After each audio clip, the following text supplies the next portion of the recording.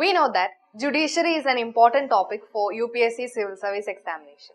In this video, I am here with an important topic from Indian judiciary. That is the Collegium system. Hi, it's Fatima Nasrin and welcome to Ekam IAS.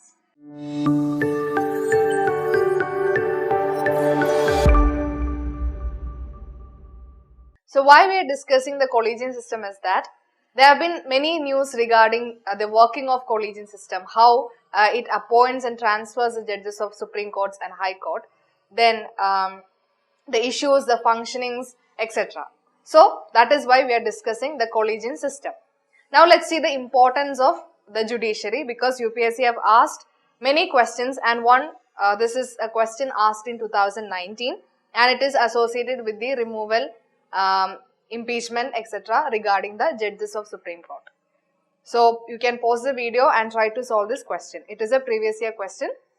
It was asked in 2019. So let's get into the topic, that is the Collegium system. So it is a system of appointment and transfer of Supreme Court judges and High Court judges. And this Collegium system, it was evolved through series of judgments by Supreme Court, and it was not enacted through any act by Parliament, or it is not mentioned in the Constitution. So this Collegium system, it was evolved through a series of judgment by Supreme Court.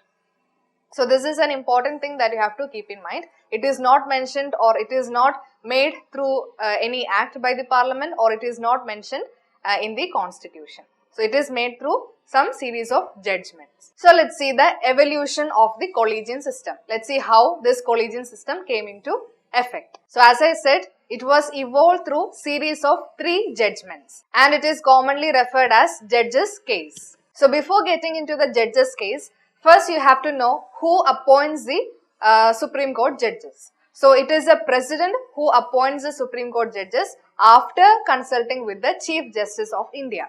Okay, now let's get into the judge's case. So under first judge case, the Supreme Court held that the President has to take consultation from the Chief Justice of India before making an appointment to the Supreme Court of India. Okay, so that is the first judge's case. Now let's move on to the second judge's case.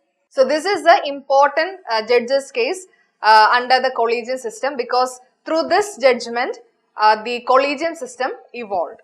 Under this judgment, that is second judge's case, the Supreme Court held that before appointing the Supreme Court judges, the President has to consult with the Collegium system, and it consists of the Chief Justice of India and 2 senior most judges from the Supreme Court. So that is a 3-member Collegium will be there, and the President has to consult with this Collegium and before making an appointment to the Supreme Court. So that is the second judge's case, and this case brought the idea of Collegium system. Now let's move on to the third judge's case, and this case expanded the Collegium system as we see today. That is, the Collegium now consists of Chief Justice of India and 4 senior most judges from the Supreme Court. So this is the current Collegium system, and before making an appointment to the Supreme Court, the President has to consult with this Collegium system. So that is the 3 judges case. First judge's case, again just the consultation from the Chief Justice was enough.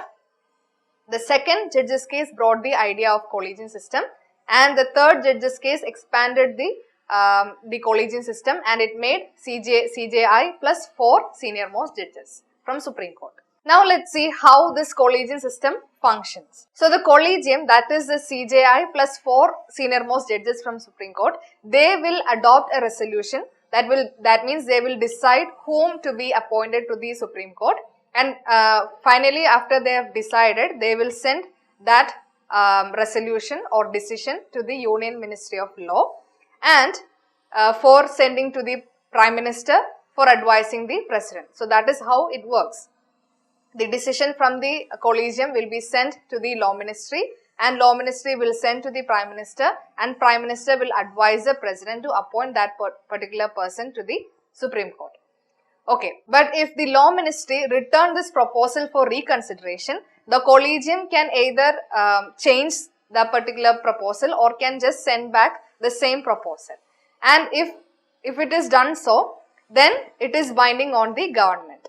once they can send for reconsideration, and if again the Collegium passes this same proposal, the decision will be binding on to the government. So this is how the Collegium functions. First they will adopt a resolution and it will send to the Union Ministry for sending to the Prime Minister, and Prime Minister will advise the President for the appointment.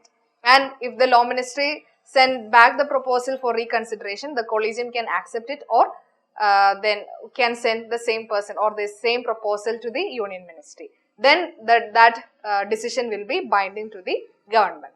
So as I have said, these procedures are not mentioned in the Constitution, or it is not mentioned in any other act passed by the Parliament. These things are passed to the judge's case by the Supreme Court.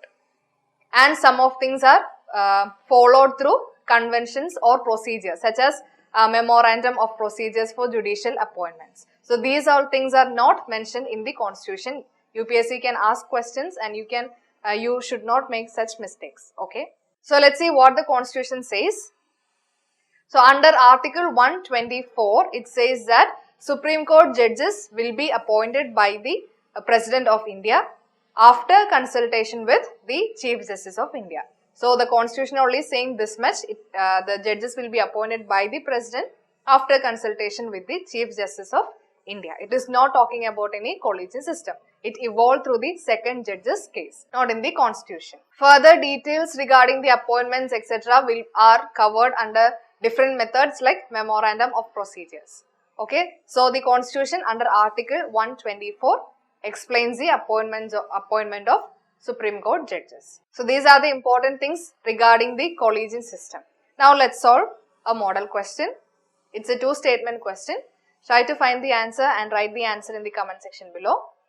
The answer, the explanation and the detailed material will be provided in our Telegram channel. The link to our Telegram channel will be provided in the description below.